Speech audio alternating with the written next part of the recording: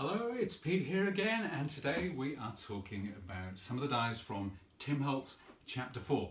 As well as that, we're going to be looking at the differences between distress oxides and distress inks, at least some of the differences, because it really is a chemistry lesson. And if you want to know more about it, just go to Tim's website and he will be able to give you the whole story, chapter and verse. But today, the two dies I'm going to be looking at are this one. This is called Arctic.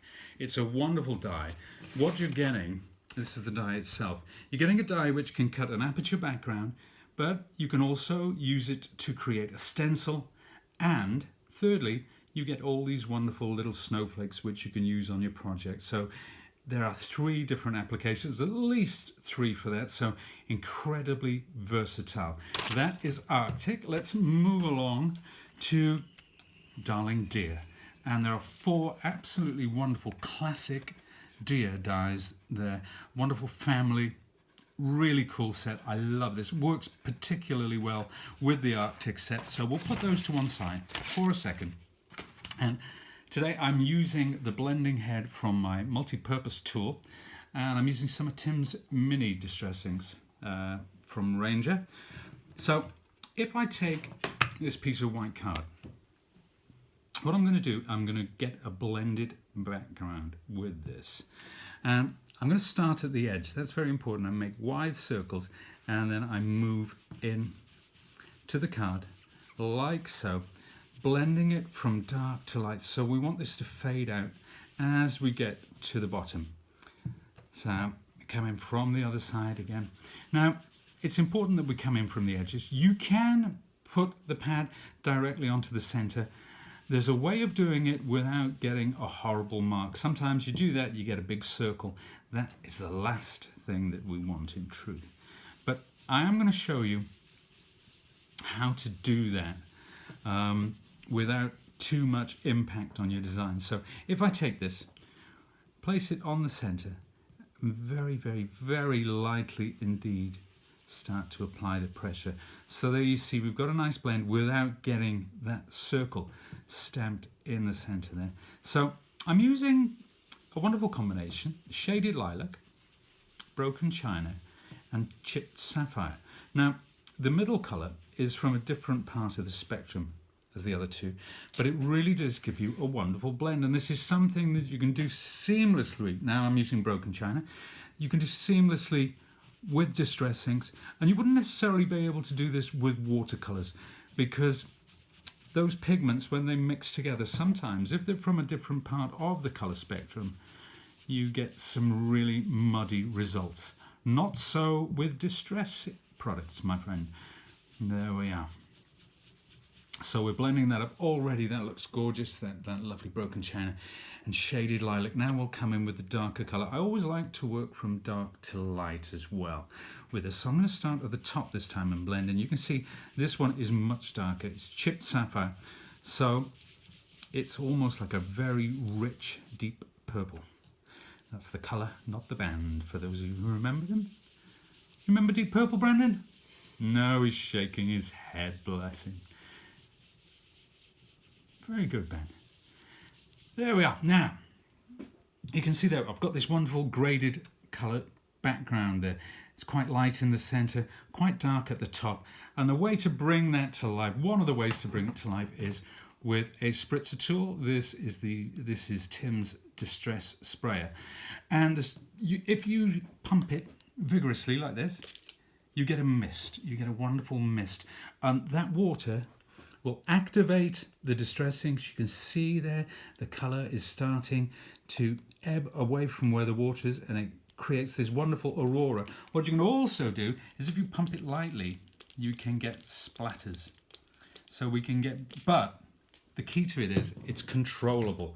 So we can control the amount and the size of the splatters. Now, next up, what I'm going to do is take some kitchen roll and I'm going to lift off some of that there. That's just the effect that I was going for.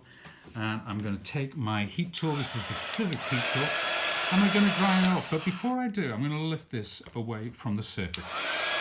This helps to stop your card from curling, which is very important. if it does start to curl, you can see I started doing it on the other side as well. So there we are, that's one way to get this nice and flat. And I've got another reason for wanting this to dry, because I'm going to put this into my machine in a second. Now that is distress inks. What about distress oxides? We talked about the differences, and there are differences. Distress oxides are like a cross between distress inks and a pigment ink. So these will work on darker card, whereas the distress inks will stain the card. These will lie on the surface and you get a really crisp stamped image with these as well. So I'm going to take pumice stone and we're going to do it in a slightly different way. This time I'm going to apply that to my craft mat. Then we've got weathered wood, and I'm going to pop that there. Just a little bit there, get some more pumice stone going on in there as well. So we're going to activate this again with our spritzer. Not too much water. We can always add more. We can never take it away. And with that, I'm going to be using a piece of grey card. It's just regular grey card. And you can see what happens when I lift this up. You can see how that shows against the grey background. It would be a very different effect were you to use distress inks on here. And there you are. That's all coming together. So again, I'll take my heat tool and I'll start to dry that off. And you can see when you do it light, you can move the water around. It kind of stays where it is, but you can move it, you can manipulate it, you can send it where you want it. And then when I use the higher speed, you can see it dries more rapidly. And note as well that ink, the intensity dies down as it dries. That's fine. So what we need to remember is to be very brave when we do this as well.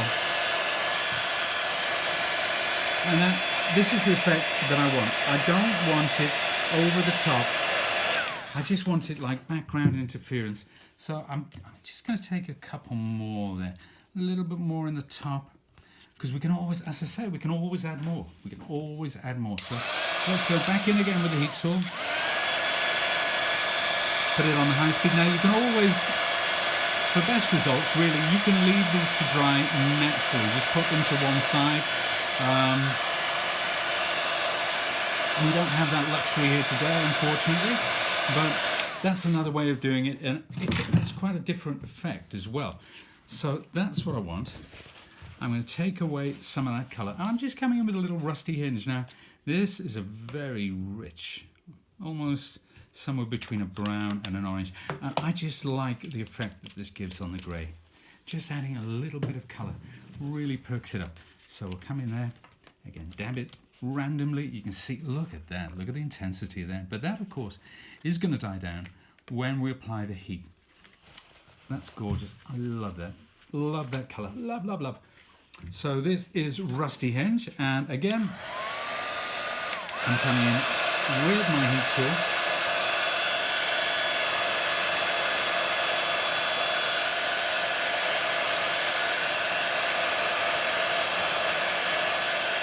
There we are, we got that nice and dry, and I'm coming, finally, the last colour I'm going to use is Black Soot. Black Soot obviously is quite unforgiving, so we need to be very careful how we use this. And I'm going to come in from the side. You see the intensity of that colour there on the mat. And I'm kissing the edges. I'm not coming in too heavy. I'm holding this at an angle as well, you'll notice. So we'll pick up those edges, deepen them slightly, a little more intensity at the corners.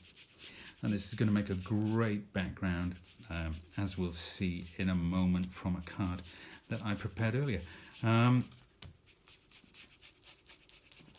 So there we are, we're just coming round now. You can always add more ink if you want to increase the intensity as well. There we are, we'll come to that final corner, and that's lovely. It really, really, really picks it up, frames the whole thing using the ink in a traditional way like that. So that's the oxides. It's a very different effect than what you would get from distress inks. But you can use these with the blending tool in the same way. You know, and you can do the same technique with distress inks as I used with the oxides. So it's very much mix and match, and you can get some quite spectacular results if you use them together. I'm going to take pumice stone. Now this is the distress ink rather than distress oxide pumice stone, and I'm going to use this lovely text stamp.